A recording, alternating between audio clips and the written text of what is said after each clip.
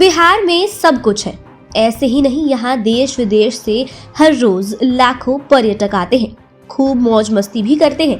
तो बिहार की चर्चा अब भारत ही नहीं विदेशों में भी खूब हो रही है। बिहार को देखने का अब धीरे धीरे नजरिया भी बदल गया है।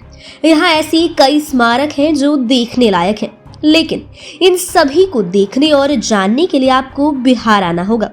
बिहार आएंगे तो जान पाएंगे कि बिहार में भी अजूबों की अपनी एक अलग ही दुनिया है।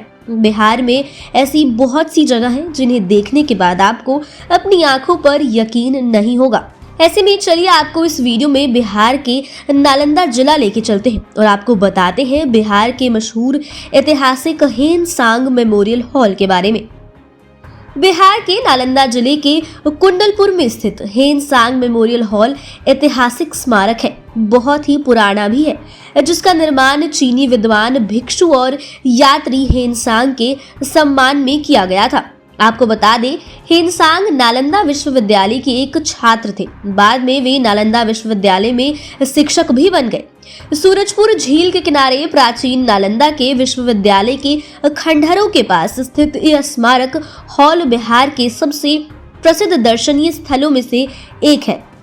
ऐसा माना जाता है कि बहुत पहले इस स्थान पर साधु अपने गुरु से योग सीखते थे।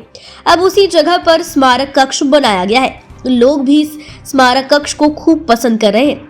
आपको बता दें, हेनसांग मेमोरियल हॉल का निर्माण कार्य 1960 में शुरू किया गया था, जिसे बनाने में 24 साल लगे और ये 1984 में बनकर तैयार हुआ था। इस मेमोरियल हॉल का निर्माण भारत चीन के सांस्कृतिक संबंधों को बढ़ाने के उद्देश्य से किया गया था। आपको बता दें, इस हॉल के निर्माण का फैसला 1957 में किया गया था। ये स्मारक कक्ष प्राचीन नालंदा विश्वविद्यालय की शैली के आधार पर ही बनाया गया है। इस जगह पर आपको हेनसांग के जीवन के बारे में बहुत कुछ जानने और साथ ही सीखने को मिलेगा। अब तो देश विदेश से भी इसे देखने लोग खूब आते हैं। स्मारक के अंदर प्रदर्शित कुछ चित्रों में भगवान बुद्ध की चंदन और सुनहरी मूर्तियों के साथ जुआन जैंग के रचनाएं और भारत और चीन में बौद्ध धर्म के बारे में काफी सारी अध्ययन की किताबें और रचनाएं आपको खूब मिलेंगी। आपको बता दें, हेनसांग का जन्म 630 ईस्वी के लगभग एक सामान्य परिवार में हुआ था।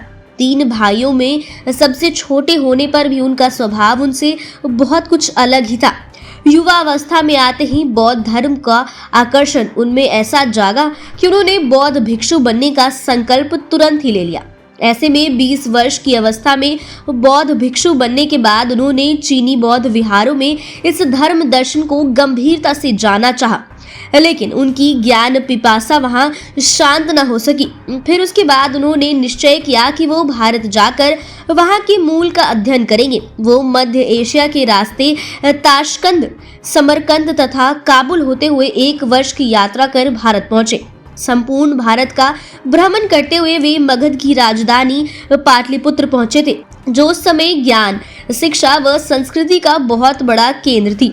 यहाँ पर उनकी ज्ञान पिपासा शांत हुई।